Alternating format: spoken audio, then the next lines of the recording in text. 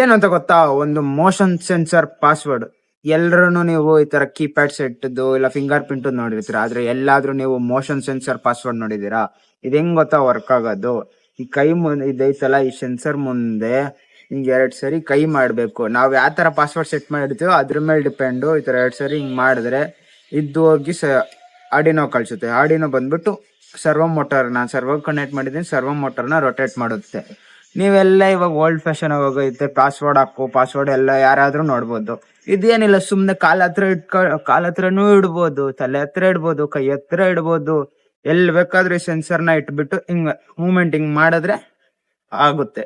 ಇವಾಗ ಇದಕ್ಕೆ 2 ಪಾಸ್ವರ್ಡ್ ಇಟ್ಟಿದ್ದೀನಿ, ನೀವು 4 ಪಾಸ್ವರ್ಡ್ 6 ಪಾಸ್ವರ್ಡ್ ವರ್ಗೂ ಇಡ್ಬೋದು. ಇದನ್ನ ಹಂಗೆ ವರ್ಕ್ ಆಗುತ್ತಿದ್ದು. ನಿಮ್ಗೇನಾರು ಇದು ಇಷ್ಟ ಆಗಿದ್ರೆ ಲೈಕ್ ಶೇರು ಕಮೆಂಟ್ ಮಾಡ್ಬಿಟ್ರೆ ಸಾಕು. ಇದ್ರದ್ದು ಏನಾರ ಮೇಕಿಂಗ್ ಪ್ರೊಸೆಸ್, ಇದು ಹೆಂಗ್ ವರ್ಕ್ ಆಗುತ್ತೆ ಅಂತ ನೋಡ್ಬೇಕು ಅಂತ ಇದ್ರೆ ಕಮೆಂಟ್ ಮಾಡಿ, ಪಕ್ಕ ಹೇಳ್ಕೊಡ್ತೀನಿ ಏನಿದ್ದು ಹಿಂಗೆ.